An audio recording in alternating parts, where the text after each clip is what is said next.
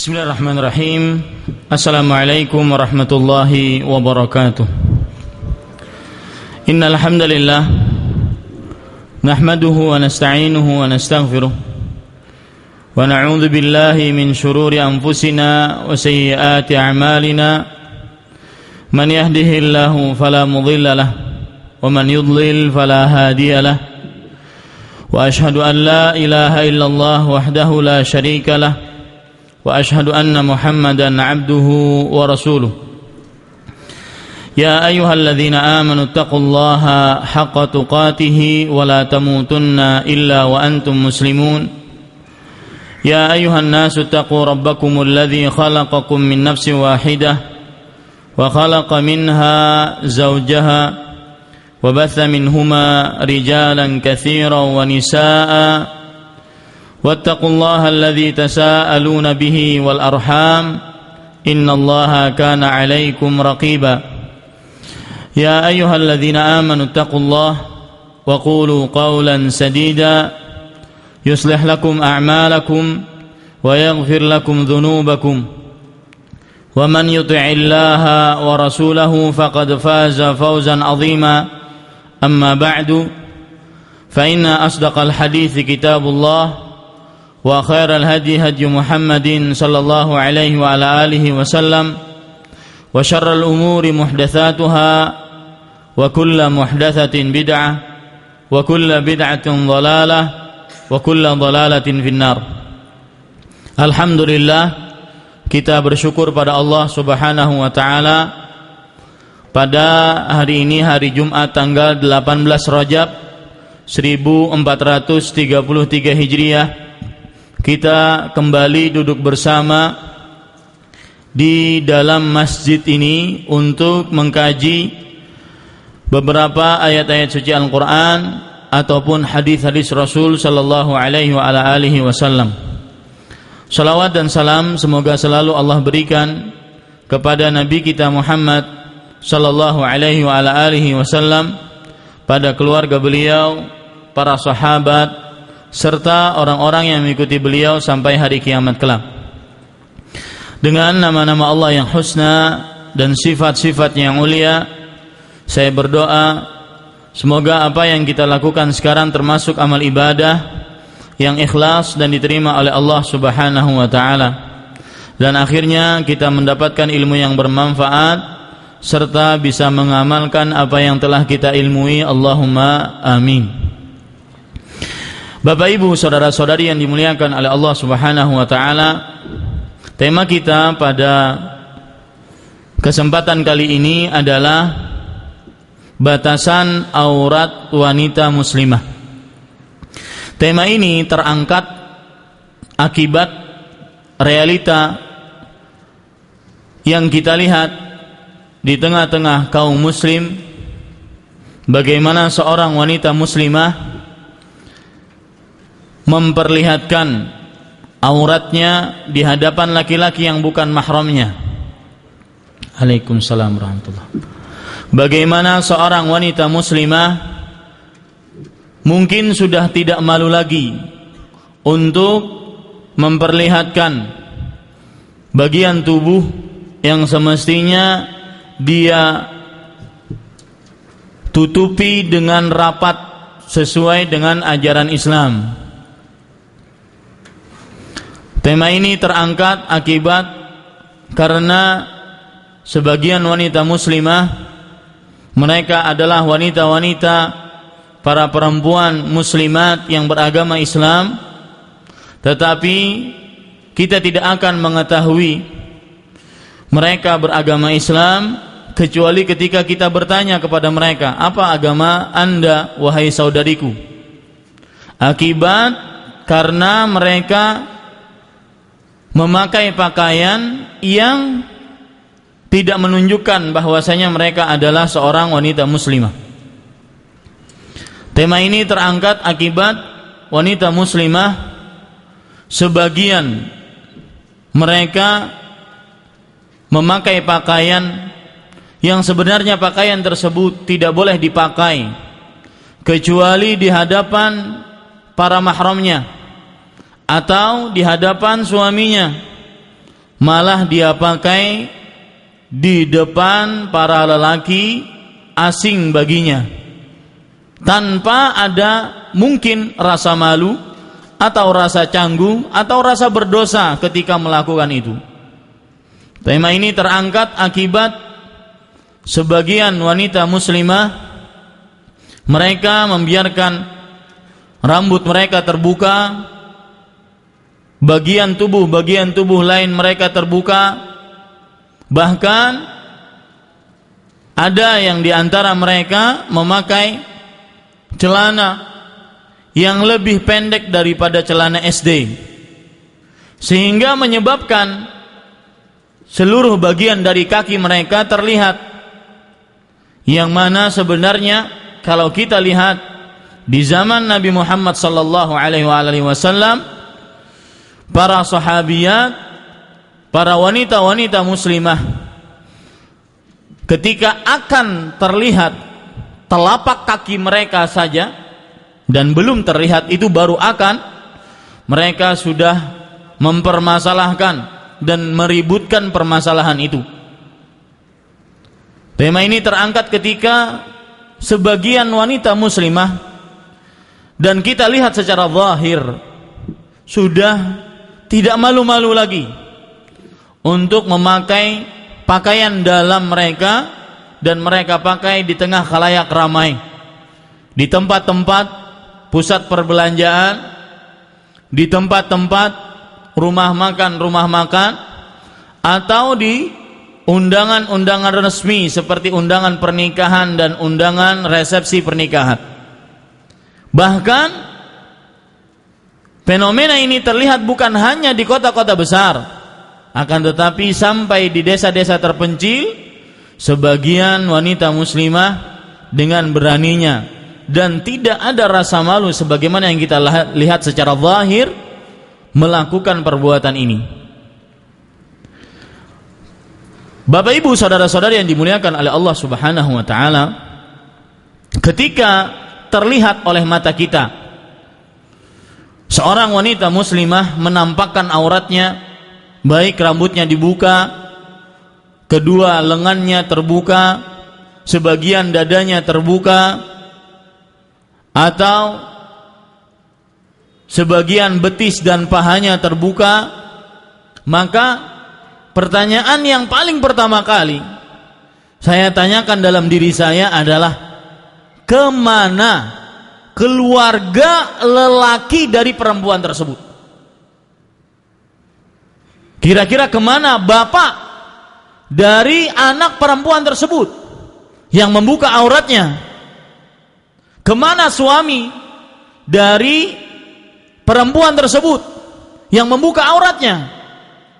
Kemana adik atau kakak lelaki dari saudari-saudari perempuannya yang membuka auratnya? Pertanyaan yang paling mendasar. Kemana Anda, wahai para keluarga lelaki, ketika keluarga perempuan Anda keluar rumah dalam keadaan bukan hanya sekedar membuka aurat, tetapi membuka lebar-lebar aurat mereka? Pertanyaan yang paling mendasar. Kemana bapaknya itu ketika seorang wanita, anak gadis keluar rumah dengan memakai pakaian yang serba minim, hanya mungkin sebagian aurat besar mereka yang tertutup? Pertanyaan paling mendasar, kemana bapak dari gadis tersebut ketika seorang istri keluar rumah dengan pakaian yang semestinya tidak pantas diberikan, kecuali yang tidak pantas dipakai kecuali oleh wanita, oleh di hadapan para suaminya? Maka pertanyaan yang paling mendasar, kemana si suami perempuan tersebut? Kemana adik dan kakak laki-laki perempuan tersebut?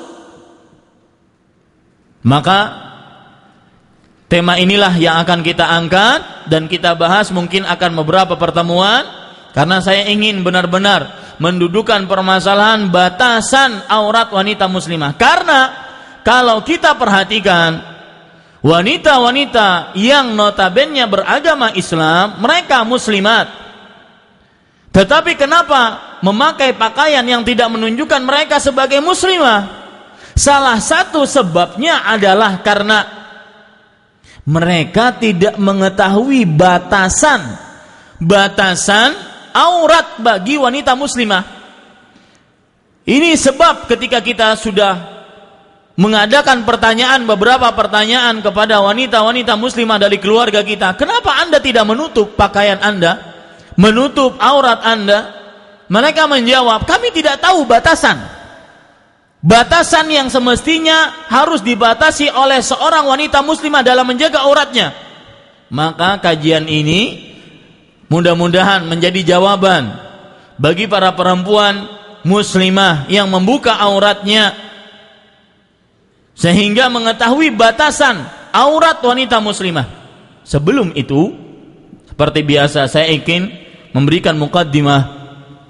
Mukaddimah yang pertama, saya ingin menjadikan para lelaki yang ada di hadapan saya ini, baik status Anda adalah seorang bapak dari anak gadis lelakinya, atau status Anda seorang suami dari istrinya, atau status Anda seorang adik dan kakak lelaki dari saudari-saudari perempuannya, atau status Anda anak lelaki dari seorang ibu perempuan.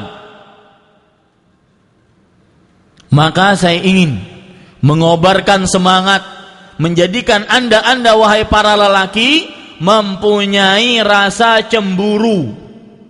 Lihat, kalau seandainya setelah ini tidak terkobar semangat Anda, masih Anda tidak mempunyai rasa cemburu terhadap keluarga perempuan Anda, baik sekali lagi status Anda sebagai seorang bapak, seorang suami, atau seorang anak, adik, kakak lelaki atau anak lelaki, maka dengan apa lagi saya ingin mengobarkan semangat cemburu di hati-hati Anda? Coba perhatikan, saya ingin mengobarkan semangat cemburu. Dengan rasa cemburu ini, maka Anda ingin benar-benar menutup keluarga perempuan Anda dengan tutupan yang diberikan oleh Islam dalam syariatnya. Coba perhatikan. Yang pertama, ketahuilah, wahai bapak, wahai suami, wahai adik kakak lelaki, wahai anak lelaki, rasa cemburu di dalam Islam termasuk jihad.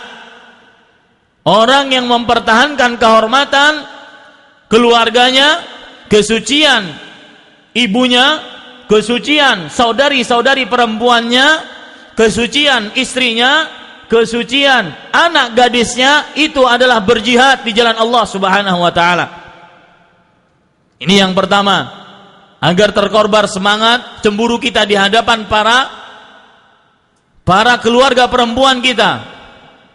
Rasul sallallahu alaihi wasallam bersabda dalam hadis riwayat Imam Tirmidzi dari Sa'id ibn Zaid radhiyallahu anhu, "Man qutila duna malihi fahuwa syahid." Siapa yang terbunuh gara-gara mempertahankan hartanya, maka dia adalah orang yang syahid. "Wa man qutila duna ahlihi fahuwa syahid." Barang siapa yang terbunuh gara-gara mempertahankan kesucian keluarganya, maka dia adalah orang yang mati syahid.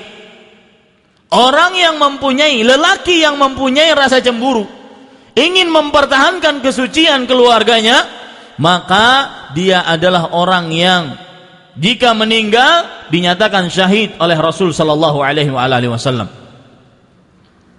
Bagaimana tidak terkorbar rasa cemburu kita para lelaki, baik kita sebagai seorang bapak, seorang suami, seorang anak lelaki, adik atau kakak lelaki terhadap saudari-saudari perempuannya. Ini yang pertama. Yang kedua, rasa cemburu termasuk tanda keimanan. Orang yang mempunyai rasa cemburu termasuk tanda keimanan. Dalam sebuah hadis riwayat Bukhari dan Muslim dari Abu Hurairah radhiyallahu anhu, Nabi Muhammad sallallahu alaihi wasallam bersabda, "Innallaha yaghar." Sesungguhnya Allah Subhanahu wa taala cemburu Wa ghairatullah an ya'tiyal mu'minu ma harramallah. Dan kecemburuan Allah adalah ketika seorang yang beriman, perhatikan kata-kata iman, menunjukkan bahwasanya rasa cemburu tanda keimanan. Seorang yang beriman mengerjakan apa yang diharamkan oleh Allah Subhanahu wa taala. Makanya para ikhwan yang dirahmati oleh Allah Subhanahu wa taala, disebabkan hadis ini, para sahabat Nabi radhiyallahu anhum sangat pencemburu terhadap istri-istrinya, terhadap keluarga-keluarga perempuannya. Tidak biarkan mereka berduaan dengan lelaki yang asing, yang bukan mahram. Tidak dibiarkan istrinya, anak gadisnya keluar. Tidak akan pernah itu terjadi di tengah zaman para sahabat. Tidak dibiarkan istri-istrinya, anak gadisnya, saudari-saudari perempuannya keluar dengan membuka aurat. Tidak akan pernah terjadi. Disebabkan hal ini. Coba perhatikan, ada cerita menarik yang diriwayatkan oleh Imam Bukhari, bahwasanya Sa'ad ibn Ubadah radhiyallahu anhu pernah berkata, "Lau ra'aitu rajulan ma'am ra'ati la darabtuhu bisayf ghaira musfah." Kalau seandainya aku melihat seorang lelaki bersama istriku, maka niscaya aku akan tebas leher lelaki tersebut dengan pedang yang bukan tajamnya.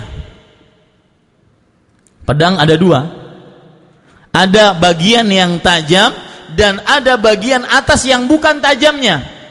Sa'ad ibn Ubadah berkata, dan ini timbul perkataan beliau dari rasa cemburu. Beliau mengatakan, kalau seandainya aku melihat istriku bersama lelaki lain, maka aku akan pukul, tebas leher lelaki tersebut dengan pedang yang bukan tajamnya. Kalau kita mukul dengan pedang yang tajamnya, menebas leher seseorang, itu selesai. Satu kali tebas, selesai. Tetapi ketika dipukul dengan bagian yang bukan tajamnya, maka itu akan tambah lebih sakit, menunjukkan benar-benar rasa cemburu dari Sa'ad ibn Ubadah radhiyallahu anhu. Kalau kita lihat dan bandingkan dengan kabar para suami di zaman sekarang, bahkan tidak sedikit seorang suami dengan bangga membiarkan istrinya berdandan, berkumpul dengan laki-laki yang bukan mahramnya. Kadang-kadang misal yang sering saya sebutkan, kalau seandainya kondangan, kadang-kadang pengantinnya kalah menornya dibandingkan yang kondangan. Ini subhanallah, kuning, hijau, merah, putih, pelangi. Ya, ini para ikhwan yang dirahmati oleh Allah Subhanahu wa taala. Coba lihat para sahabat Nabi yang mereka mempunyai titel radhiyallahu anhu. Kemudian perkataan Sa'ad ibn Ubadah tadi, balagha dzalika Rasulullah sallallahu alaihi wasallam, sampai kepada Rasulullah sallallahu alaihi wasallam. Perkataan Sa'ad ibn Ubadah tadi. Lalu Nabi Muhammad sallallahu alaihi wasallam memberikan tanggapan. Kata Nabi Muhammad sallallahu alaihi wasallam, "Ta'jabuna min ghirati Sa'ad?" Kalian heran, terheran-heran dengan rasa cemburunya Sa'ad? Wallahi ana la aghyaru minhu. Demi Allah, aku lebih pencemburu dibandingkan Sa'ad ibn Ubadah. Wallahu aghyaru minni, dan Allah lebih cemburu dibandingkan aku. Dan bukti kecemburuan Allah Subhanahu wa taala apa? Wa min ajli ghiratillah harramal fawahisha ma dhahara minha wa ma batan. Dan karena kecemburuan Allah Subhanahu wa taala lah akhirnya Allah mengharamkan hamba-hambanya yang perempuan dizinahi. Kenapa zina diharamkan? Karena Allah mempunyai rasa cemburu, jangan sampai hamba-hambanya yang perempuan, kaum muslimat, mukminat, direnggut kesuciannya. Ini bentuk rasa kecemburuan Allah Subhanahu wa taala. Jadi yang kedua, rasa cemburu termasuk tanda keimanan. Yang ketiga, sekali lagi ini saya ingin mengobarkan rasa cemburu di tengah para bapak, suami, adik, kakak lelaki ataupun anak lelaki. Para ikhwah, kebalikan dari rasa cemburu adalah ad-dayyuth. Lelaki yang mempunyai sifat dayyuth, yang mana kata Imam Ibnul Athir di dalam kitab An-Nihayah fi Gharibil Athar, beliau mengatakan ad-dayyuth huwa alladhi la yagharu ala ahlih. Dayyuth adalah lelaki yang tidak mempunyai rasa cemburu terhadap keluarganya. Di dalam kitab Az-Zawajir an Iqtirafil Kabair yang dikarang oleh Imam Al-Haytami, ad-dayyuth artinya yudkhilur rijal ala hurmihi haitsu yarahum. Para lelaki, keluarga-keluarga lelaki membiarkan para lelaki-lelaki asing masuk ke dalam tempat perempuan, keluarga perempuannya. Ini dayyuth. Keluarga lelaki membiarkan para lelaki lain yang asing masuk ke dalam keluarga perempuannya. Itu dayyuth. Perhatikan, para suami yang tinggal di Arab Saudi yang tidak memberikan pesan kepada istri-istrinya yang di Indonesia, jangan sampai mempunyai sifat dayyuth, tidak memberikan pesan peringatan bahwasanya si fulan, lelaki yang asing, tidak boleh masuk ke dalam rumah kita tanpa ada saya, agar kita tidak menjadi lelaki yang dayyuth. Ustadz, kenapa kalau seandainya kita menjadi lelaki yang dayyuth? Perhatikan, para ikhwan yang dirahmati oleh Allah Subhanahu wa taala, sekali lagi saya ingin mengobarkan semangat rasa cemburu bagi para suami, para bapak, adik, dan kakak lelaki serta anak lelaki, agar tidak menjadi dayyuth. Rasulullah sallallahu alaihi wasallam bersabda dalam sebuah hadis riwayat Imam Ahmad, Imam An-Nasai, Imam Hakim, dari Abdullah ibn Amr radhiyallahu anhuma, "Thalathatun la yanzurullahu ilaihim yaumal qiyamah." 3 orang yang tidak akan dilihat oleh Allah kepada mereka pada hari kiamat. Tidak dilihat oleh Allah Subhanahu wa taala. Ini kalimat pertama, tidak dilihat oleh Allah, ancamannya. Siapa mereka? 3 tersebut. Al-aquli walidai, seorang yang durhaka kepada kedua orang tuanya. Yang kedua, wal mar'atul mutarajjilatul mutasyabbihatu birrijal, seorang wanita yang menyerupakan dirinya dengan seorang lelaki. Yang ketiga, wad-dayyuth, seorang lelaki yang bersifat dayyuth. Dayyuth diantaranya lelaki yang tidak mempunyai rasa cemburu terhadap keluarganya. Makna dayyuth yang lain, lelaki yang membiarkan lelaki-lelaki asing masuk ke dalam tempat-tempat keluarga perempuannya. Kemudian yang kedua, hadis yang kedua yang berkenaan dengan dayyuth. Hadis diriwayatkan oleh Imam Baihaqi dari Abdullah bin Umar radhiyallahu anhuma, Rasulullah sallallahu alaihi wasallam bersabda, "Thalathatun la yadkhulunal jannah." 3 orang yang tidak akan masuk ke dalam surga. Kalau tadi apa? Yang pertama apa? Tidak dilihat. Yang kedua, tidak masuk surga. Yang kedua tidak masuk surga. Siapa 3 orang tersebut? Al-aq liwalidai, orang yang durhaka kepada kedua orang tuanya. Wad-dayyuth, dan lelaki yang dayyuth. Wa rajilatun nisa, dan wanita-wanita yang menyerupakan dirinya dengan perempuan. Dengan para lelaki, maksud saya, dengan para lelaki. Kemudian yang ketiga, hadis yang berkaitan dengan dayyuth diriwayatkan oleh Imam At-Tabarani dalam kitabnya dari Ammar bin Yasir radhiyallahu anhu. Lihat, sahabatnya beda-beda dan kalimatnya beda-beda, menunjukkan bisa dikumpulkan ancaman bagi lelaki yang dayyuth. Hadis yang ketiga, Rasul sallallahu alaihi wasallam bersabda, "Thalathatun la yadkhulunal jannata abadan." 3 orang yang tidak akan masuk ke dalam surga selamanya. Selamanya. Kalau tadi yang kedua apa? Tidak akan masuk ke dalam surga. Ini ada tambahannya, selamanya, dan sahabatnya beda, menunjukkan riwayatnya saling menambahkan satu dengan yang lainnya, menunjukkan ancamannya berat. Siapa itu 3 orang? Ad-dayyuth, lelaki yang mempunyai sifat dayyuth, yang tidak mempunyai rasa cemburu terhadap keluarganya. War-rijlatu minan nisa, dan seorang wanita yang menyerupakan dirinya dengan para lelaki. Wa mudminul khamar, dan orang yang kecanduan khamar, sesuatu yang memabukkan. Kemudian hadis yang keempat yang berkaitan dengan dayyuth diriwayatkan oleh Imam Ahmad dari Abdullah bin Umar radhiyallahu anhuma, Rasulullah sallallahu alaihi wasallam bersabda, "Thalathatun qad harramallahu alaihimul jannah." 3 orang yang Allah telah benar-benar haramkan atas mereka surga. Ini beda lagi lafadznya dan beda lagi yang meriwayatkannya. Telah benar-benar Allah haramkan atas mereka surga.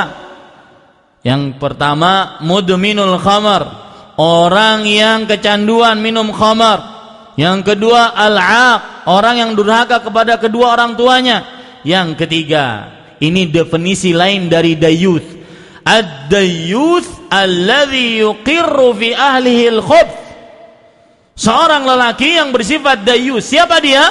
Yang membiarkan terjadinya kebobrokan di tengah keluarganya. Anak perempuannya dibiarkan memakai pakaian yang sangat minim. Istrinya dibiarkan berdandan yang dandanan tersebut sebenarnya tidak pantas kecuali di hadapan suaminya. Ini para ikhwah yang dirahmati oleh Allah Subhanahu wa taala. Kalau sudah kita pahami ini, cara kedua yang ingin saya kobarkan semangat cemburu di hadapan para laki yang melihat saya ini adalah dengan menyebutkan cerita-cerita dari para sahabat Nabi yang mana mereka benar-benar mempunyai rasa cemburu terhadap keluarga perempuannya. Contoh hadis riwayat Bukhari, ketika Umar bin Khattab yang sangat terkenal pencemburu terhadap keluarga perempuannya, beliau memberikan saran kepada Rasul sallallahu alaihi wasallam, dan saran beliau ini disetujui oleh Allah Subhanahu wa taala. Padahal itu Umar bin Khattab, bukan Nabi. Umar bin Khattab radhiyallahu anhu pernah berkata, "Wafaqtullaha fi thalathin." Aku bersepakat dengan Allah Subhanahu wa taala dalam 3 hal. Yang pertama, ketika aku berkata kepada Rasul sallallahu alaihi wasallam, "Ya Rasulullah, law ittakhadta maqama Ibrahim musallan." Wahai Rasulullah, bagaimana kalau seandainya engkau menjadikan di belakang maqam Ibrahim sebagai tempat sholat setelah tawaf? Akhirnya apa? Syariat itu kita kerjakan sampai sekarang. Setelah kita selesai tawaf, apa yang kita kerjakan? Salat 2 rakaat di belakang makam. Itu yang memberikan saran siapa? Umar bin Khattab radhiyallahu anhu. Yang kedua, wa qultu ya Rasulullah yadkhulu alaikal barru wal fajir. Wahai Rasulullah, yang memasuki tempat keluarga perempuanmu ada orang yang baik, ada orang yang penuh dengan maksiat. Falau amarta ummahatil mu'minin bil hijab fa anzalallahu ayatal hijab. Wahai Rasulullah, kalau seandainya engkau perintahkan ibu-ibu orang beriman, istri-istrimu untuk memakai hijab, maka akhirnya Allah Subhanahu wa taala menurunkan ayat hijab di dalam surat An-Nur. Ini atas saran siapa? Umar bin Khattab. Lihat bagaimana Umar bin Khattab radhiyallahu anhu, yang menjadi inti pembicaraan kita di sini adalah bagaimana Umar bin Khattab radhiyallahu anhu, beliau benar-benar mempunyai rasa cemburu terhadap keluarga perempuannya sampai beliau ingin hal itu dijadikan syariat Islam, dan ternyata disetujui oleh Allah Subhanahu wa taala. Kemudian ada cerita menarik yang kedua, hadis riwayat Imam Muslim. Cerita ini diceritakan oleh Abu Sa'ib yang mana beliau waktu itu bertemu dengan Abu Sa'id Al-Khudri radhiyallahu anhu. Abu Sa'id bercerita, di zaman Rasulullah sallallahu alaihi wasallam ada seorang fatan. Fatan itu apa? Seorang pemuda. Dia menemui Rasulullah sallallahu alaihi wasallam. Ketika sudah lama bertemu dengan Rasulullah, berhari-hari dia duduk bersama Rasul sallallahu alaihi wasallam, dia ingin pulang menemui keluarga perempuannya, istrinya dan anak-anaknya. Kata Rasul sallallahu alaihi wasallam, "Khudh 'alaika silahak fa inni akhsha 'alaika Quraidah." Wahai pemuda, kalau kamu pulang, ambil itu pedangmu. Sesungguhnya aku takut ada bahaya yang akan menimpamu. Lalu si lelaki tersebut mengambil pedangnya dan dia raja, dia pulang ke rumahnya. Setelah belajar bersama Rasulullah, dia pulang ke rumahnya. Fa idza imra'atuhu bainal babain. Coba perhatikan. Ya. Fa idza imra'atuhu bainal babain qa'imatan. Ternyata ketika dia pulang di hadapan rumahnya, istrinya sedang berdiri di hadapan rumahnya. Cuma berdiri di hadapan rumah lagi. Bukan melenggak-lenggokkan kakinya di pusat perbelanjaan. Enggak. Ini berdiri di hadapan rumah. Cuma berdiri. Fa idza imra'atuhu qa'imatun, imra'atu bainal babain qa'imah. Apa yang dilakukan oleh si pemuda ini? Padahal dia membawa pedang dan alat persenjataannya tadi. Fa ahwa ilaiha rumha liyat'anaha bihi wa asabathu ghiratun. Maka ketika dia melihat istrinya selama dia tinggal berarti suka keluar rumah. Ketika dia melihat istrinya di hadapan rumahnya, dia langsung mencabut pedangnya atau mengambil tombaknya, ingin dilemparkan ke dada istrinya tadi. Kenapa? Karena rasa cemburu yang dia miliki terhadap istrinya. Padahal suami si pemuda ini belum mengetahui kenapa istrinya di depan pintu. Kira-kira apa? Kenapa istrinya di depan pintu? Kemudian kata si istri, melihat suaminya sudah ingin menombakkan tombak di hadapannya, kata si istri, "Uqfuf 'alaik rumhaka wadkhulil baita hatta tanzur malladzi akhrajani." Coba tahan dulu. Itu tombakmu yang ingin nancap ke tubuhku itu, gara-gara kamu cemburu tadi, tahan dulu. Lihat ke dalam rumah, apa yang mengeluarkan aku dari dalam rumah. Ini pelajaran yang sangat berarti bagi seorang perempuan. Jangan sering keluar rumah kecuali sesuatu yang memerlukan untuk keluar rumah. Ya, ini para ikhwan yang dirahmati oleh Allah Subhanahu wa taala. Keluar. Tahan tombakmu tersebut. Lihat apa yang ada di dalam rumah yang menyebabkan aku berada di depan rumahmu ini. Kemudian akhirnya dia masuk. Fadakhala fa idza bihayyatin 'azimatin matwiyatin 'alal firash fa ahwa ilaiha birrumh. Ternyata dia melihat ular yang sangat besar di atas ranjangnya. Jelas istrinya langsung keluar rumah. Kenapa? Karena ada ular yang sangat besar di atas ranjangnya. Dan tombak yang semestinya tadi dia ingin tombakkan ke tubuh istrinya, gara-gara apa? Gara-gara apa? Cemburu. Ini enggak. Istri berjalan ke sana kemari tidak ada rasa cemburu, bahkan saya pernah melihat dengan mata saya sendiri. Seorang suami memaksa istrinya ketika ini waktu hajian ini, memaksa istrinya untuk beli emas, biar kalau yang beli perempuan itu dimurahkan. Diturunkan harganya. Ayo kamu ajalah yang beli. Saya melihat sendiri, Pak. Nanti kalau seandainya kamu yang beli kan bisa senggol-senggol sedikit. Subhanallah. Dibandingkan seorang pemuda ini yang menjadi suami dan mempunyai rasa cemburu terhadap istrinya. Dan akhirnya ular tersebut ditombakkan padanya tombak yang dibawa oleh si suami tersebut. Coba lihat bagaimana rasa cemburu yang dimiliki oleh para sahabat Nabi radhiyallahu anhu. Kemudian yang kedua, yang ketiga, cerita yang ketiga, ini cerita-cerita pengobar semangat cemburu, terutama suami yang membiarkan istrinya sampai detik ini belum memakai jilbab. Sampai detik ini belum memakai jilbab yang sesuai dengan syariat. Pakai jilbab juga tertutup tubuhnya, tapi cuma dibungkus, seluruh bentuk tubuhnya kelihatan. Atau seorang bapak dengan cerita-cerita ini mungkin tergugah rasa cemburunya. Jangan sampai lagi membiarkan anak-anak perempuannya keluar rumah dalam keadaan memakai celana yang lebih pendek daripada celana SD. Demi Allah Pak, lebih pendek dari celana SD. Memang dibuatnya seperti itu. Subhanallah. Ustadz kok tahu sih? Lah gimana nggak tahu, terlihat. Orang keluar, laki-laki kalau seandainya keluar rumah itu wajar. Kenapa? Karena dia bisa mencari pekerjaan, mencari penghasilan, ya. Kemudian ada pekerjaan-pekerjaan yang harus dia kerjakan di luar rumah. Nah ini para ikhwan yang dirahmati oleh Allah Subhanahu wa taala. Coba perhatikan sekarang cerita yang ketiga. Menantu Rasul sallallahu alaihi wasallam. Siapa? Ali bin Abi Thalib radhiyallahu anhu. Perhatikan bagaimana beliau mendapatkan ajaran dari mertuanya sehingga beliau mengatakan perkataan ini.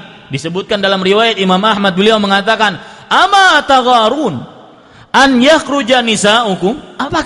Apakah kalian tidak mempunyai rasa cemburu ketika keluarga-keluarga perempuan kalian, istri-istri kalian keluar rumah? Kemudian Ali bin Abi Thalib radhiyallahu anhu juga berkata, "Ala tastahyun?" Apakah kalian wahai para bapak, wahai para suami, wahai para adik kakak lelaki, tidak malu? Ama tagharun, apakah kalian tidak mempunyai rasa cemburu? Fa innahu, kenapa beliau mengatakan ini? Kata Ali bin Abi Thalib, fa innahu balagani anna nisaakum yakhrujna fil aswaq yuzahimnal uluj. Sesungguhnya telah sampai kepadaku kabar bahwasanya istri-istri kalian, keluarga-keluarga perempuan kalian sering keluar ke pasar-pasar berdesak-desakan dengan para lelaki. Al-uluj di sini ar-rijal, para lelaki. Ini ajaran dari Rasul sallallahu alaihi wasallam, menantu Rasul sallallahu alaihi wasallam berkata seperti itu. Ini para ikhwah yang dirahmati oleh Allah Subhanahu wa taala. Cerita yang ketiga. Cerita yang keempat yang sangat menarik juga, yang membakar semangat cemburu kita terhadap anak-anak dan perempuan, terhadap anak-anak dan keluarga perempuan kita lainnya. Utsman bin Affan radhiyallahu anhu, ketika rumah beliau dimasuki oleh para orang-orang fasik dari kaum Khawarij yang ingin memberontak kepada Utsman bin Affan radhiyallahu anhu. Pada saat itu istri Utsman bin Affan yang berada di dalam rumah ingin melawankan atau menolong Utsman bin Affan dengan rambutnya. Artinya si istri ini ingin menahan tebasan pedang dari orang-orang Khawarij yang akan menimpa Utsman bin Affan dengan rambutnya. Dan di dalam tatanan adat orang Arab, ketika seorang lelaki berhadapan dengan perempuan kemudian dibunuh, ini ada sebuah penghinaan. Tidak mungkin saya berperang berkelahi dengan perempuan. Maka dia memperlihatkan rambutnya. Kata Utsman bin Affan dalam keadaan genting seperti itu, kepada istrinya beliau berkata, "Khudhi khimaraki." Ambil penutup kepala engkau wahai istriku. Wala amri, demi Allah, la dukhuluhum alayya ahwanu min hurmati sya'rik. Perhatikan, seorang suami yang masih membiarkan istrinya membuka rambutnya di hadapan laki-laki yang bukan mahramnya, seorang bapak yang membiarkan anak perempuannya tidak menutup kepalanya, tidak menutup rambutnya, kata Utsman bin Affan, demi Allah, la dukhuluhum alayya, sungguh masuknya mereka kepadaku, ingin memberontakku lebih ringan dibandingkan kehormatan rambutmu wahai istriku. La dukhuluhum alayya ahwanu min hurmati sya'riki. Sungguh masuknya mereka kaum pemberontak ingin membunuh aku itu lebih ringan dibandingkan aku menjaga kehormatan rambutmu wahai istriku. Perhatikan para ikhwah yang dirahmati oleh Allah Subhanahu wa taala. Jujur saja, beberapa ikhwah setelah mendengar dua poin ini, mereka senantiasa bingung dan senantiasa ingin melampiaskan rasa cemburunya ketika dia melihat istrinya masih belum menutup auratnya, anak perempuannya masih belum menutup auratnya, saudari-saudari perempuannya masih belum menutup auratnya. Maka para ikhwah yang dirahmati oleh Allah Subhanahu wa taala, saya yakin setelah ini kita para lelaki tidak ingin masuk ke dalam kategori dayuth yang mempunyai diancam dengan 4 sifat ancaman tadi. Yang pertama, tidak dilihat oleh Allah, tidak masuk ke dalam surga, tidak masuk ke dalam surga selamanya, benar-benar diharamkan oleh Allah surga. Subhanallah.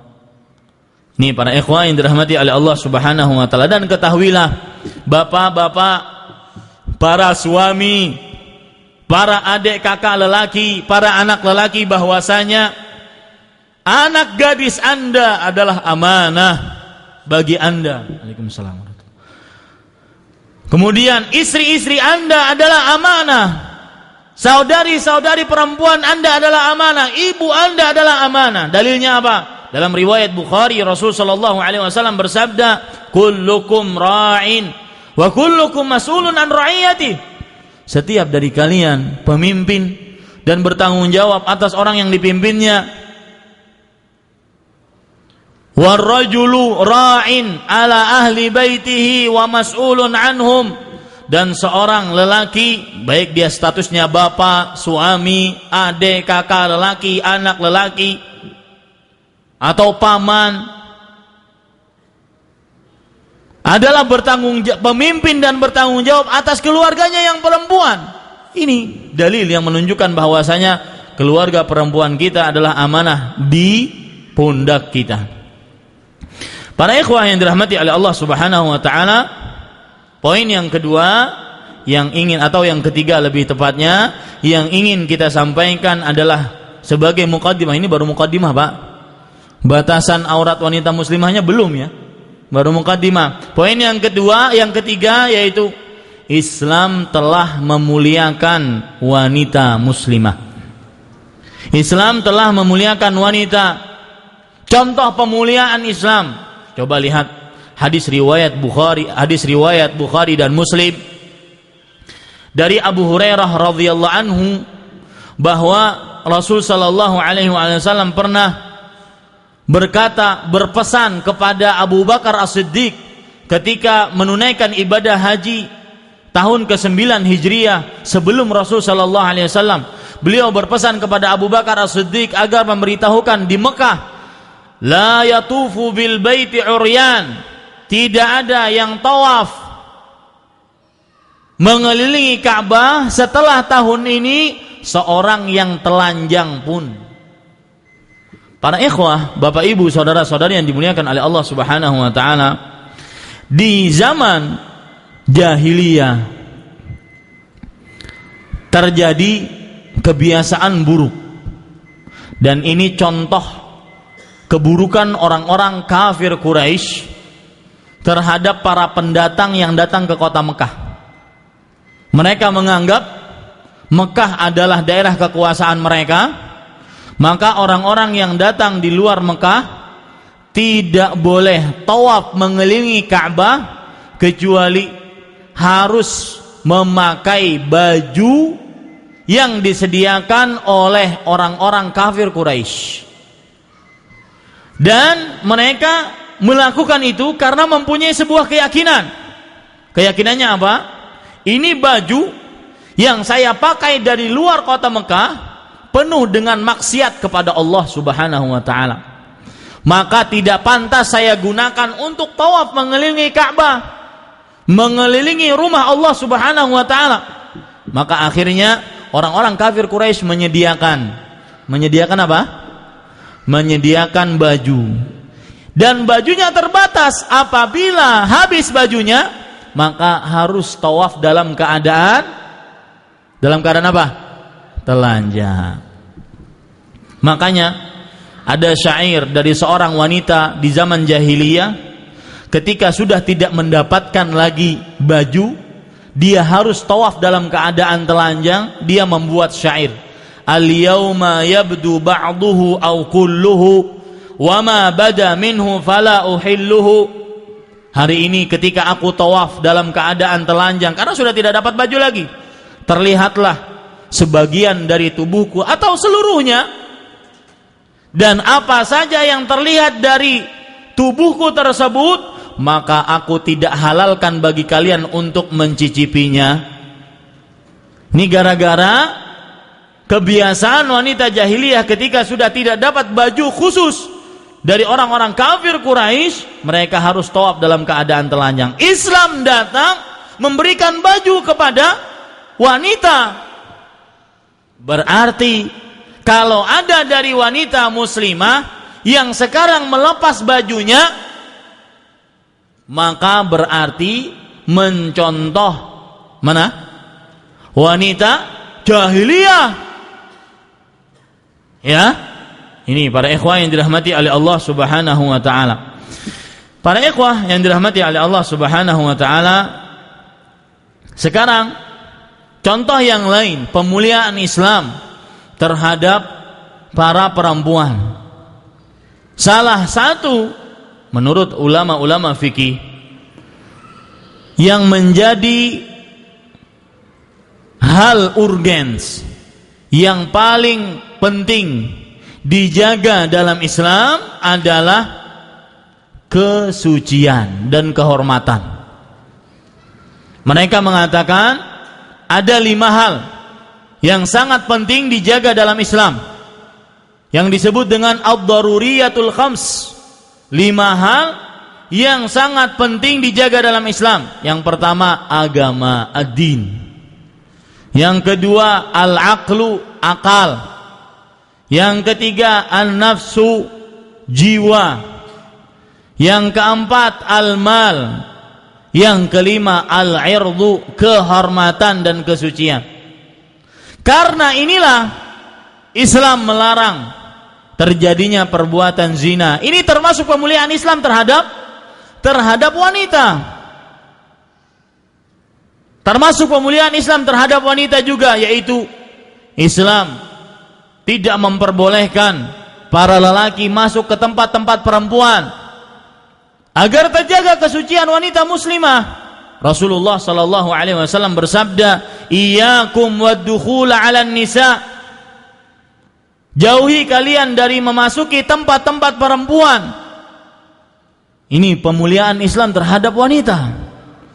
Yang ketiga, pemuliaan Islam terhadap wanita, yaitu Islam menjaga kesucian wanita dengan cara bagaimana? Dengan cara Islam mengharamkan terjadinya bepergiannya seorang wanita tanpa mahram. Dalam sebuah hadis riwayat Bukhari, Rasulullah sallallahu alaihi wasallam bersabda, "La yahillu lil mar'ati an tusafira illa ma'a dhi mahram." Tidak halal bagi seorang perempuan untuk bepergian kecuali dengan mahramnya. Ini tanda Islam memuliakan para wanita. Masih banyak lain tanda-tanda seorang wanita muslimah dimuliakan di dalam agama Islam. Kemudian para ikhwah yang dirahmati oleh Allah Subhanahu wa taala, perlu diketahui bersama, ini poin yang keempat sebagai mukaddimah bahwasanya, dan ini saya tujukan kepada wanita-wanita muslimah, ketahuilah bahwasanya ketika Allah mensyariatkan agar menutup aurat bagi wanita muslimah, itu tidak menjadikan wanita muslimah sengsara. Pasti itu Allah tidak ingin kesengsaraan bagi wanita-wanita muslimah ketika Allah memerintahkan untuk ditutupnya aurat wanita muslimah. Dan ketahuilah bahwasanya yang memerintahkan wanita muslimah menutup auratnya, dialah Allah yang telah memerintahkan untuk sholat 5 waktu. Artinya apa yang ingin saya tuju? Sebagaimana Anda wahai wanita muslimah tidak mampu dan tidak berani untuk meninggalkan sholat 5 waktu, maka yang memerintahkan menutup aurat Anda, dialah Allah juga yang telah memerintahkan sholat 5 waktu. Kenapa ini dikerjakan? Perintah ini dikerjakan, sedangkan perintah itu tidak dikerjakan. Kenapa Anda menganggap wajib mengerjakan sholat 5 waktu, sedangkan Anda tidak menganggap wajib menutup aurat? Bisa dipahami perkataan saya? Para ikhwan yang dirahmati oleh Allah Subhanahu wa ta'ala, terutama para akhwat muslimat, saudari-saudariku yang muslimah, ketahuilah bahwasanya Allah tidak ingin sengsara ketika Anda menutup aurat Anda. Itu harus Anda kenal, harus Anda pahami dan masukkan di dalam hati, resapkan baik-baik. Allah tidak ingin menyengsarakan Anda ketika mensyariatkan untuk menutup aurat Anda. Dan sebagaimana Anda taat kepada Allah dalam perihal salat karena yang memerintahkan adalah Allah. Kenapa Anda taat? Karena yang memerintahkan adalah Allah. Maka seperti itulah pula semestinya Anda harus taat ketika dalam penutupan aurat karena yang memerintahkan adalah Allah Subhanahu wa ta'ala. Ini para ikhwah yang dirahmati oleh Allah Subhanahu wa ta'ala. Sekarang baru poin yang selanjutnya, yaitu poin yang kelima. Batasan aurat wanita muslimah. Apa batasannya? Batasan aurat wanita muslimah, kita bisa membatasi aurat muslimah tentunya dengan dalil, baik dari Al-Quran atau hadis-hadis Rasul Sallallahu Alaihi Wasallam. Dalil yang pertama, dan ini batasan yang pertama, bahwasanya kepala, perhatikan batasan, namanya batasan kan berarti kita menyebutkan bagian tubuh dari wanita muslimah tersebut yang merupakan aurat dan harus ditutup. Kepala, masuk di dalamnya rambut dan leher serta dada, telinga, termasuk aurat wanita muslimah. Ya, termasuk aurat wanita muslimah. Apa dalilnya? Sekali lagi, kita tidak bisa membatasi batasan ini adalah batasan aurat wanita muslimah tanpa dalil. Dalilnya surat Al-Ahzab ayat 59. Allah Subhanahu wa ta'ala berfirman, ya ayyuhan nabi, wahai nabi, qul li azwajika wa banatika wa nisa'il mu'minin yudnina 'alaihinna min jalabibihinna. Katakan kepada istri-istrimu, anak perempuanmu dan wanita-wanita yang beriman, hendaknya mereka memanjangkan jilbab-jilbab mereka. Nah ini, kata-kata jilbab akan kita bahas. Dilihat dari penjelasan para ulama tafsir. Imam Ibnu Katsir di dalam kitab tafsirnya Tafsirul Qur'anil Azim, beliau mengatakan al-jilbab, perhatikan definisinya, jilbab huwa ar-rida fauqal khimar. Jilbab adalah kain yang diletakkan di atas penutup kepala. Jadi kalau pakaian wanita dari sisi kepalanya ada kain yang menutup kepalanya, baru setelah itu di atas kain tersebut ada jilbab. Dan ini adalah pendapatnya Abdullah bin Mas'ud, Ubaidah ibnul Jarrah atau Ubaidah, Qatadah ibn Da'amah as-Sadusi, Al-Hasan al-Basri, Sa'id ibnu Jubair, Ibrahim an-Nakhai, Atha al-Khurasani, dan yang lain-lainnya. Ini pendapatnya Abdullah bin Mas'ud, bahwa jilbab adalah ar-rida fawqal khimar, kain yang menutupi penutup kepala, itu jilbab. Adapun Abdullah bin Abbas mengatakan, perhatikan, jilbab, amarallahu nisa'al mu'minin, Allah memerintahkan kepada wanita-wanita yang beriman, idza kharajna min buyutihinna, jika mereka keluar dari rumah-rumah mereka, fi hajah. Perhatikan, saya katakan tadi ada keperluan, pada sebuah keperluan, an yughattina wujuhahunna, hendaknya mereka menutup wajah-wajah mereka. Menutup apa?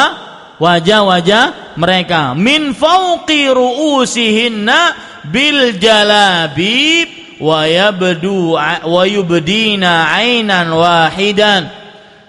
Dari atas kepala mereka dengan jilbab tadi, dan hanya memperlihatkan satu mata saja.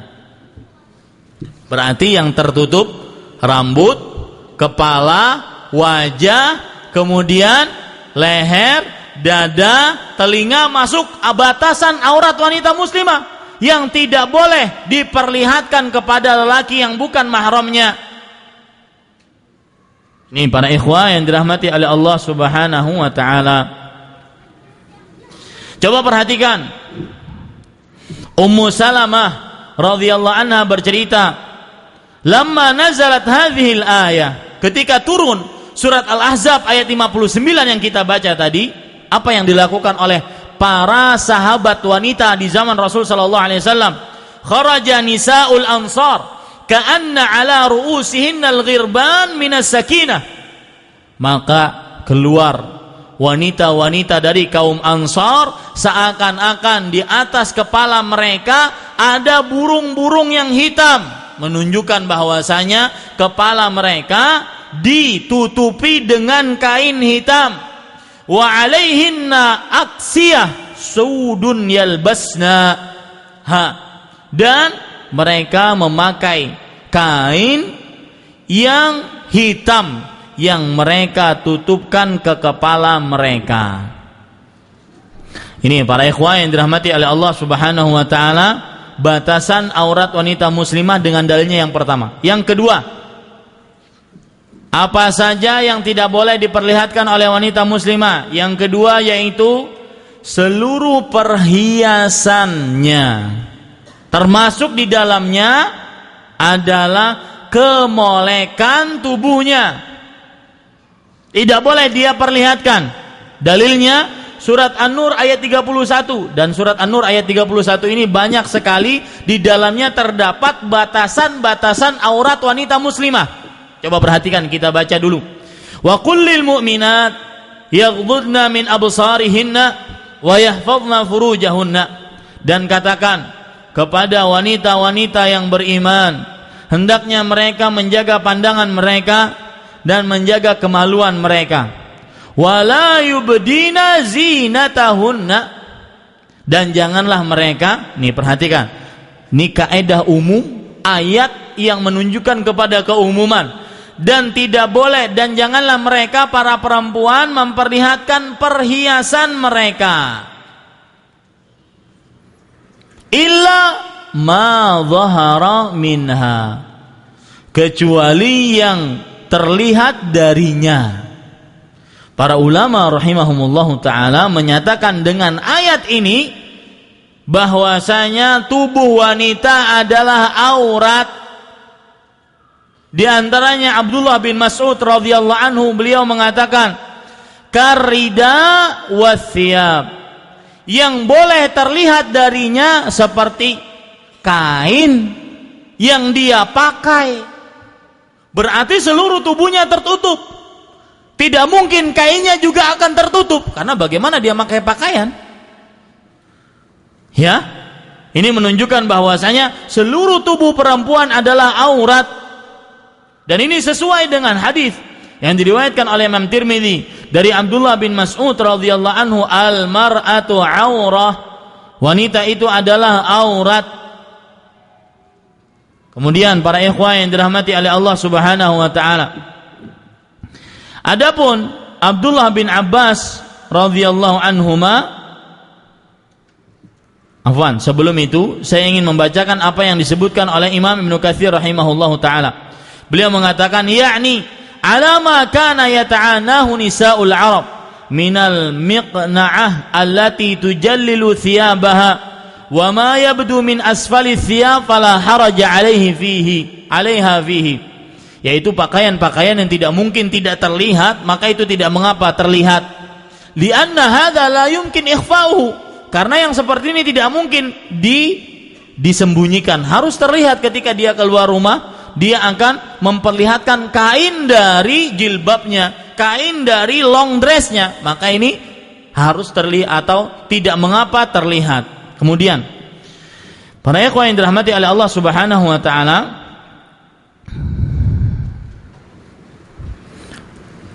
yang ketiga, batasan aurat wanita muslimah adalah leher dan sebagian dada. Artinya dada ini adalah aurat wanita muslimah, tidak boleh terlihat. Dalilnya apa? Surat An-Nur ayat 31 tadi, Allah Subhanahu wa taala berfirman, wal yadribna bi khumurihinna ala juyubihinna. Hendaknya mereka ketika memakai penutup kepala, diikat penutup kepalanya tersebut di leher sehingga tidak terlihat ini dada, leher, anting dan telinga, tidak terlihat. Wal yadribna bi khumurihinna ala juyubihinna. Ini menunjukkan bahwasanya salah satu batasan aurat wanita muslimah adalah lehernya, karena jaib itu ini tempat masuknya baju di leher kita, tempat masuknya leher pada baju kita itu adalah jaib. Nah, makanya salah satu batasan aurat wanita muslimah adalah lehernya, tidak boleh terlihat. Wanita-wanita jahiliyah mereka bagaimana? Mereka memakai khimar, penutup kepala, tapi tidak diikat di sini. Makanya Allah berfirman, wal yadribna, hendaknya mereka kencangkan bi khumurihinna, dengan kain penutup kepala mereka ala juyubihinna, di atas ini, yang dengan itu tertutup bagian leher, bagian dada, dan itu berarti menunjukkan bahwasanya bagian dada dan leher adalah aurat wanita muslimah. Sa'id ibn Jubair radhiyallahu rahimahullahu taala berkata, bi khumurihinna ala juyubihinna, dengan khimar-khimar mereka di atas jaib-jaib mereka, yakni ala nahri was sadri fala yura minhu syai', yaitu di atas leher dan di atas dada, maka tidak boleh terlihat sama sekali.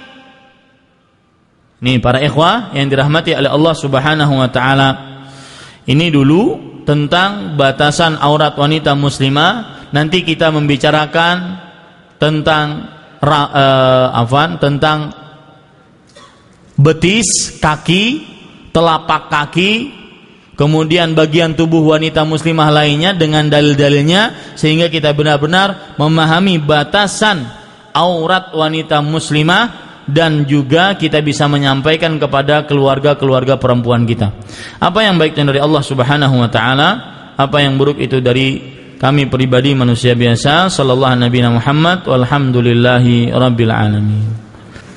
Laki-laki bayi itu keluarganya. Iya. Bagaimana dengan sepupunya atau anak dari paman-pamannya? Iya. Perhatikan baik-baik. Kalau kita lihat definisi dayuth tadi adalah ar-rajulu alladhi yuqirru fi ahlihi, seorang lelaki yang membiarkan terjadinya kebobrokan di tengah keluarganya. Lelaki di sini berarti dia yang mempunyai kekuasaan dan kepemimpinan, seperti yang saya sebutkan tadi. Adapun sepupunya, dia memberikan nasihat dan dia mempunyai tanggung jawab juga, akan tetapi tidak seberat orang yang menjadi pemimpin. Itu maksud saya. Demikian. Allahu a'lam. Silakan. Ya. Muka termasuk aurat. Nah, kalau kita lihat tadi penjelasan dari Abdullah bin Mas'ud radhiyallahu anhu, wala yubdina zinatahunna illa ma dhahara minha. Tidak boleh seorang perempuan memperlihatkan perhiasannya kecuali yang biasa terlihat. Kata Abdullah bin Mas'ud, yang biasa terlihat tidak mungkin tidak bisa terlihat adalah pakaiannya. Beliau ingin menyampaikan bahwasanya sampai wajah pun termasuk. Ya, sebentar. Sampai wajah pun termasuk.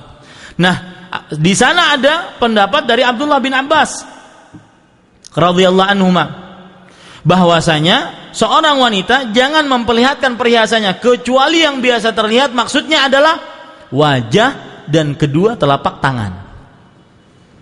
Wajah dan kedua telapak tangan. Nah, di sini terjadi perbedaan pendapat di antara ulama tentang wajah, apakah aurat atau tidak aurat. Wallahu alam, saya bisa menyatakan bahwasanya menutup wajah syariat Allah satu. Yang kedua, menutup wajah pekerjaan para sahabiat di zaman Rasul sallallahu alaihi wasallam dan ummahatul mukminin, istri-istri Nabi radhiyallahu anhunna ajma'in. Dan menutup wajah lebih selamat daripada tidak menutup wajah. Yang keempat, para ulama sepakat menutup wajah lebih utama daripada tidak menutup wajah. Mereka cuma berbeda pendapat wajib atau tidak wajib. Paham ya? Nah, itu jawaban saya. Kalau seandainya ditanya tentang wajah. Nah, ya lebih baik, itu tidak diragukan lagi, lebih baik menutup wajah. Dan itu disepakati oleh para ulama, baik yang pro terhadap bahwasanya wajah wanita adalah aurat, atau yang tidak setuju bahwasanya wajah wanita adalah aurat. Terutama di zaman sekarang, ya, menutup wajah lebih utama dibandingkan tidak menutup wajah, terutama di zaman sekarang. Dan Nabi Muhammad SAW bersabda di riwayat Tirmidzi tadi dari Abdullah bin Mas'ud radhiyallahu anhu, al-mar'atu aurah idza kharajat istashrafaha syaitan. Wanita itu adalah aurat, jika dia keluar syaitan akan memperindah dia, membuat orang pangling terhadapnya. Dan kalau kita melamar seorang perempuan, yang paling pertama kali kita lihat apa? Masa jempolnya? Saya ingin nazar jempolnya katanya. Kan nggak mungkin wajahnya. Demikian, wallahu alam. Kita punya keluarga perempuan yang datang, Pak. Ada apa? Seorang laki-laki yang datang untuk ya. Nah, ini yang saya ingin sebutkan tadi. Salah satu yang ingin saya kobarkan semangatnya adalah kalau seandainya kita mempunyai keluarga perempuan, adik kah, kakak kah, kemudian ada laki-laki yang saudara bukan, ya, kemudian hubungan kekerabatan bukan, akan tetapi dia mempunyai mengapeli keluarga kita, perempuan tersebut, maka kita harus mempunyai rasa cemburu. Sikap kita melarang keluarga perempuan kita untuk didatangi oleh laki-laki yang bukan mahramnya kecuali dalam rangka ingin menikahi. Ya, kecuali dalam rangka ingin menikahi. Ya, silakan yang lain. Ada yang lain? Ya. Assalamualaikum warahmatullahi wabarakatuh. Waalaikumsalam warahmatullahi wabarakatuh. Di antara mahram wanita, di antaranya ayah, saudara laki-laki dan paman-pamannya. Yang ingin saya tanyakan, bagaimana bagi seorang anak angkat, bagaimana caranya sehingga bisa menjadi mahram bagi wanita keluarga? Iya, bagus pertanyaannya. Seperti ini, kalau seandainya anak angkat ya, anak angkat.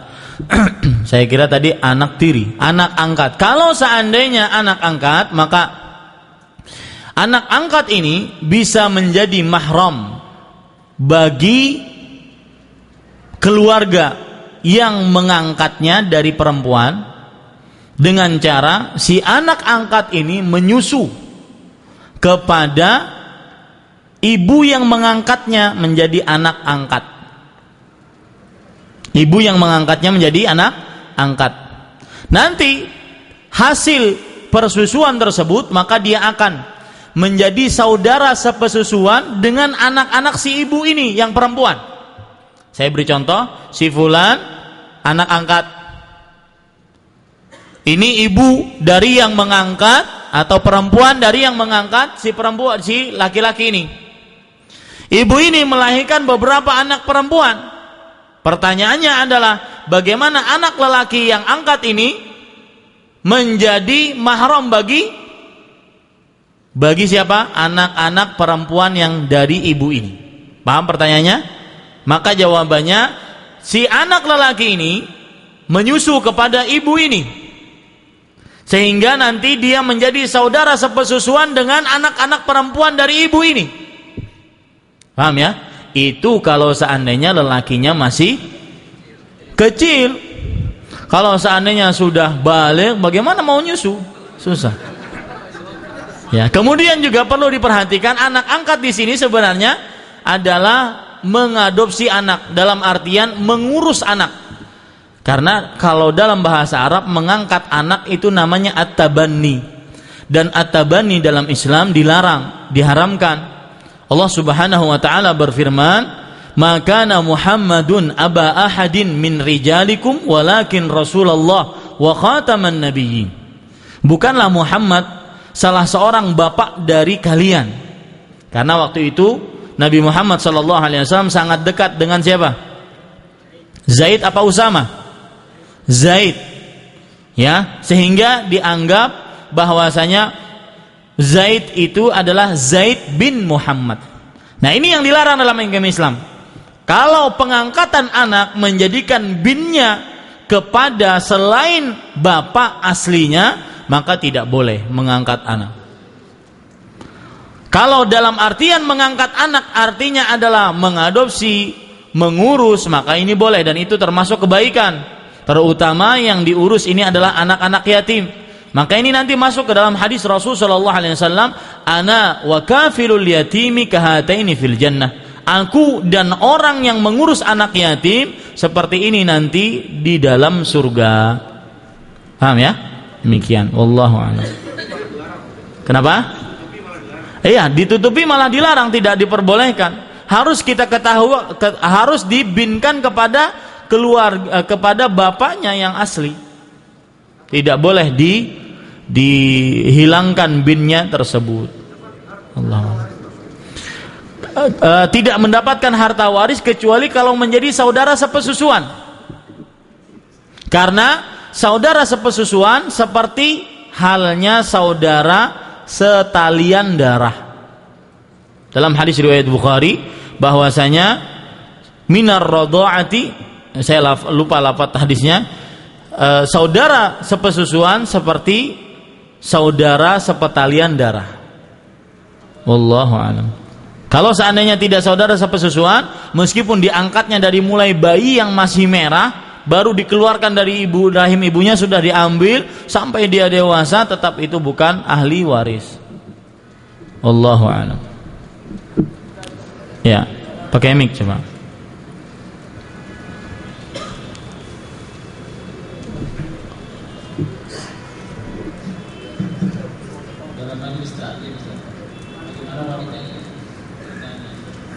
Iya. Iya. Nah, di sini kalau kita lihat pertanyaan tadi menuju kepada sebuah pertanyaan sebenarnya, apakah suara wanita muslimah itu aurat? Maka jawabannya ya, surat Al-Ahzab ayat 32 ya. Surat Al-Ahzab ayat 32. Ya nisa'an nabi lastunna ka ahadim minan nisa' ini taqaitunna fala takhda'na bil qaul fayatma'al ladzi fi qalbihi marad. Wahai istri-istri Nabi, kalian tidak seperti wanita-wanita lainnya jika kalian bertakwa kepada Allah, maka janganlah kalian melemah lembutkan perkataan, maka orang-orang yang ada di dalam hatinya penyakit akan tamak terhadap kalian. dari ayat ini yang dilarang dari seorang wanita ketika berbicara adalah melemah lembutkan. Bukan suara itu pada zatnya aurat, bukan. Tetapi yang dilarang apa? Melemah lembutkannya. Bukan suaranya pada zatnya itu aurat, bukan. Dalilnya apa? Banyak sekali. Di antaranya yaitu para sahabat, para tabi'i bertanya kepada Aisyah radhiyallahu anha tentang beberapa riwayat Nabi Muhammad SAW dan beberapa permasalahan fikih, dan dijawab oleh Aisyah menunjukkan bahwasanya suara bukan aurat bagi wanita muslimah. Tetapi dalam perihal suara yang dilarang apa? Melemah lembutkan. Jadi kalau seandainya dalam pengajian seorang wanita ingin bertanya kepada ustadznya, bisa dengan dua cara, baik dengan suara atau dengan tulisan. Kalau seandainya ustadznya kira-kira terpesona atau tergoda dengan suara perempuan tersebut, maka dia bisa dengan tulisan. Jadi dilihat di situ. Tapi pada asal hukumnya suara wanita muslimah bukan aurat. Wallahu a'lam. Nah, ada yang lain? Tadi disebutkan kalau misalkan kita melihat aurat seperti muka wanita muslimah, kemudian kita ingin nikahi tersebut, Ustaz, wanita tersebut. Tapi itu bukan cuma satu orang, banyak gitu, Ustaz. Ini pindah-pindah, apa itu termasuk apa ya? Akal-akalan saja. Mempermainkan perempuan atau tidak gitu? Iya. Banyak, bukan cuma satu orang itu. Iya.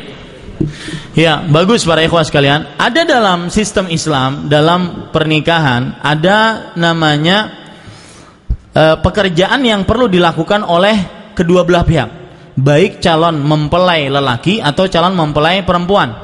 Siapa yang ingin nikah, maka dia harus melakukan ini, karena ini lebih melanggengkan hubungannya setelah menikah. Apa yang harus dia lakukan? Yang harus dia lakukan adalah nazar dan pencarian data yang valid dari kedua belah pihak. Baik lelaki mencari data dari perempuan tersebut, atau perempuan tersebut mencari data dari lelaki tersebut. Nah, salah satu pencarian data adalah dengan nazar. Nazar di sini dibolehkan oleh Rasul sallallahu alaihi wasallam jika kita benar-benar ingin menikahi perempuan tersebut. Bukan dalam rangka masih mencari-cari dan main-main. Nah, ini dia. Ya, kalau seandainya masih dalam rangka mencari-cari atau ingin main-main, maka tidak diperbolehkan, karena ini membuka-buka aurat wanita muslimah. Paham ya? Seperti ceritanya Jabir radhiyallahu anhu, ketika Rasul sallallahu alaihi wasallam pernah bertanya kepada Jabir, "An-nazarta ilaiha?" Apakah engkau telah melihatnya wahai Jabir? Fa innahu ahra an yu'dama bainakuma. Sesungguhnya dengan melihat calon istrimu itu lebih menjaga kelanggengan di antara kalian berdua nantinya.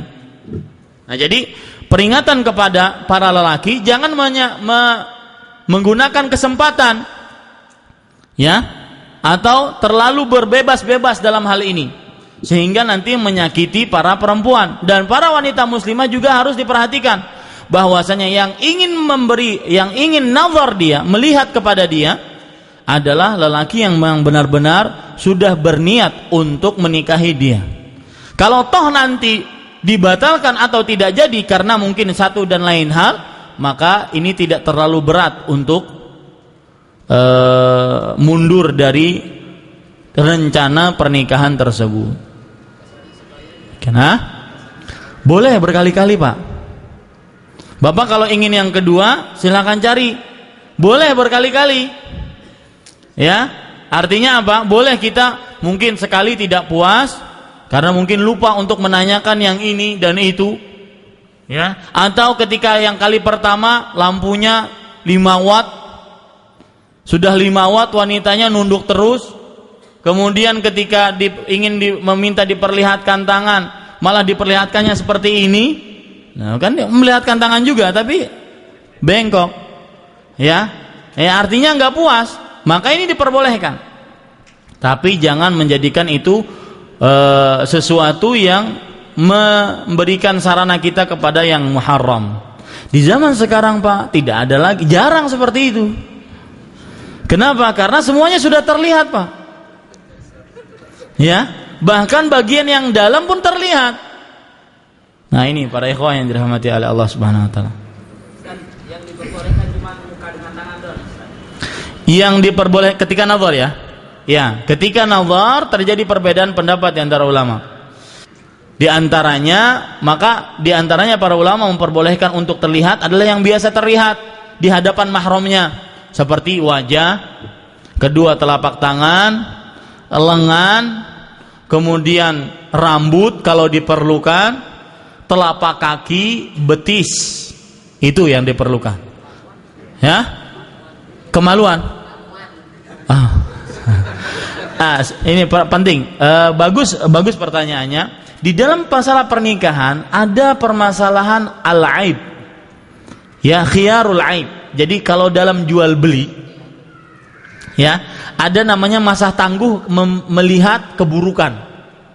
Nah, dalam pencarian data, dan ini membantah pendapat orang-orang bahwasanya Islam itu dengan caranya akhirnya menjadikan orang seperti beli kucing dalam karung kalau menikahi perempuan. Ini membantah pernyataan ini. Kenapa? Karena Islam sangat hati-hati dalam perkara ini. Bahkan di dalam ilmu fikih pernikahan dibicarakan tentang aib.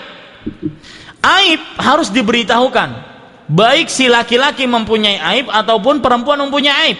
Jika nanti tidak diberitahukan kemudian terjadi pernikahan ternyata ada aibnya sebelum diberitahukan, maka boleh minta fasakh, boleh minta pisah diri. Nah, harus diberitahukan. Contoh misalkan si laki-laki mempunyai penyakit kulit seperti saya, harus beritahukan. Ya, meskipun kata para ulama, meskipun penyakit kulit tersebut hanya sebesar 1 dinar di dalam tubuhnya, harus diberitahukan. Seperti panu tadi, harus diberitahukan. Apalagi yang berkaitan dengan masalah pernikahan, seperti ya pernah jebol. Bahasanya aneh banget Ustaz ini. Ya, artinya pernah digauli orang, keperawanannya sudah hilang, kemudian mempunyai penyakit, baik penyakit luar atau penyakit dalam, harus diberitahukan. Makanya di negara ini mereka mempunyai sebuah peraturan, jika ada lelaki dan perempuan ingin menikah, harus persyaratannya ketika dimasukkan ke dalam mahkamah, kalau di kita KUA, ada semacam medical record dari apa? Dari medical yang sudah ditunjuk oleh pemerintah. Sehingga ketahuan si laki-laki ini punya penyakit apa, si perempuan juga punya penyakit apa. Jika ridha, maka dinikahkan. Terutama penyakit yang menular seperti AIDS dan semisalnya. Nah, ini disebut dengan aib. Ya, harus diberitahukan ketika kita pencarian data tersebut. Jadi bukan hanya sekedar yang nyaman-nyamannya saja diberitahukan. Dia suka sholat, wajahnya cantik, kulitnya putih, hidungnya mancung, matanya belok. Ya, bukan itu saja yang diberitahukan, tetapi kekurangannya juga harus diberitahukan. Karena nanti akan bermasalah jika kekurangan ini tidak diberitahukan, kemudian terjadi pernikahan, si keluarga perempuan tidak terima misalkan, maka boleh dipisah. Wallahu a'lam. Nah, ya silakan. Kan kalau yang masalah parfum kan, Parfum. kita kan kadang di Indonesia, kadang-kadang kalau ulama itu parfumnya perempuan lebih menyekat dan lebih awak daripada laki-laki. Itu hukumnya aurat atau sahwat? Ya, ini masuk ke dalam hadis Rasul sallallahu alaihi wasallam. Kalau tidak salah hadis riwayat Tirmidzi, Rasul sallallahu alaihi wasallam bersabda, ayyuma imra'atin ista'tarat thumma kharajat famarrat ala qaumin liyajidu rihaha fahiya zaniyah wa kullu 'ainin zaniyah. Wanita mana saja yang memakai minyak wangi kemudian dia keluar, kemudian dia berjalan agar para lelaki mendapati baunya, maka dia adalah seorang wanita pezina. dan setiap lelaki mata yang melihatnya adalah pezina. Di sini bukan permasalahan aurat atau syahwat, tidak. Akan tetapi permasalahan larangan, ada larangan di situ. Larangan yang bisa menjurus kepada perzinahan. Dan Allah berfirman, "Wala taqrabuz zina." Janganlah kalian mendekatkan diri kepada perbuatan zina. Wallahu a'lam. Cukup kiranya kita cukupkan dengan kafaratul majlis. Subhanakallahumma hamdika asyhadu an la ilaha illa anta astaghfiruka wa atubu ilaik. Wassalamualaikum warahmatullahi wabarakatuh.